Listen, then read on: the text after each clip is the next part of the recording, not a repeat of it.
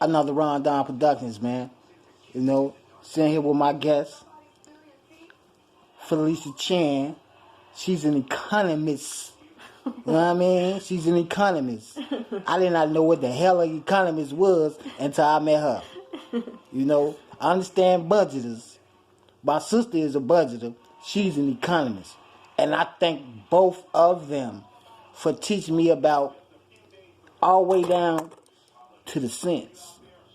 All the way down to the cents. You know? Because all the money, you know? But another Rondon Productions, we just sitting here, great spiriting. You know what I'm saying? Thank the Lord for her.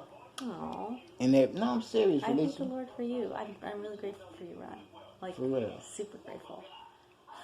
For real. I'm talking about, she's a marathon runner. And I wasn't cracking no joke when I say, I'm like, Felicia, you think you would ever go to the Olympics, right?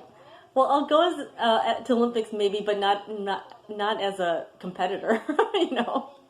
Not as an athlete, like more as a spectator, maybe. But this lady run marathons like black people go buy gym shoes. I'm serious. For there real. are a lot of people who run more marathons than me. Maybe not a lot, but like there's definitely a good number. Right. Yeah. On the real. But just still living in Chicago life, man.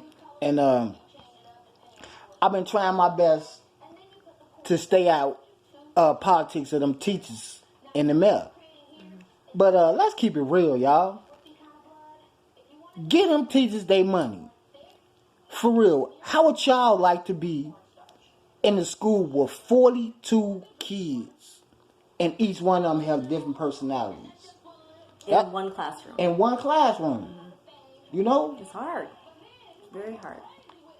This is the subject in Chicago right now. You know what I mean? Mm-hmm. Chicago is going through teacher strikes right now. Today is October 25th, 2019. I think it's been over a week. I think it started 8 days ago. The strike. They've been on strike for 9 days. Mm-hmm. They've been on strike for 9 days. And you know what I'm saying? Some of the athletes, they ain't gonna be able to make the playoffs. They not gonna be able to make the playoffs. No, I mean go to the playoffs. You know, for the football, basketball tournaments and all that type of stuff. You know what I mean? But if I can, man, you know, just you know, I hate politics, and I try my best to stay out of politics. But get them people their money. Get them teachers their money. For real, so that they can get them kids back in school and do their thing. Felicia, how you feel about, you know, the teacher strike? I do think teachers are totally undercompensated because they work really hard and their impact on people's lives is really profound. You know, I know for the course of my lifetime that I'll never forget my teachers. You know, some of them. I mean, I think about actually all the time. I mean, it's been many years since I've been in school, but I think about them and what a lasting positive impact they've had on me, you know? And, you know, considering that impact, that's not nowhere near how much they actually get paid. And that's kind of backwards and sad. You know, like we pay entertainers and athletes, you know, like football players, like millions of dollars, millions of dollars, and they're just entertainers.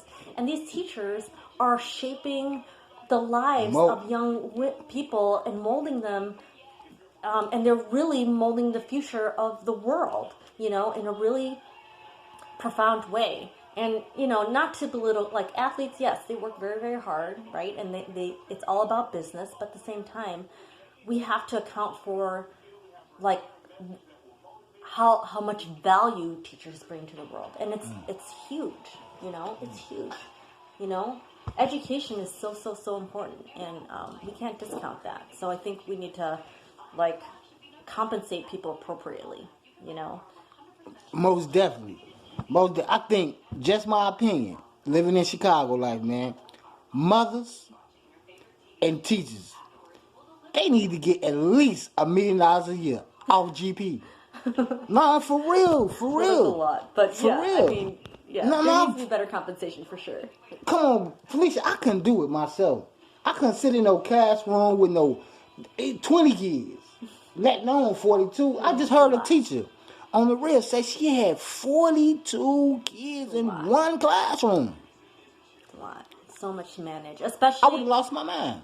I think also in this day and age versus like when we were kids, it's harder because there's more ADHD. Like technology has shortened our attention span and our patience levels. So there's a lot of kids who just can't focus their attention because of all the distractions that we're constantly surrounding ourselves with just in everyday life. Right. And it makes everybody harder to manage. And this is true for even adults. Even adults have a hard time keeping their attention. You know what I mean? So it's like, it's a worldwide universal phenomenon that we're just basically not as patient as we used to. And for a teacher to manage 42 kids who are, as a whole, a lot less patient and, manageable than probably kids of 30 years ago. Like that's hard. It's hard, These teachers in Chicago, they got to be the teacher, the security guard, the mama, the daddy. And you know what I'm saying? And still teach. And sometimes too, even teachers. Parents. Like when I was growing up, parents just respected the teachers and just gave them trust on how to do their job. And I think more these days, parents,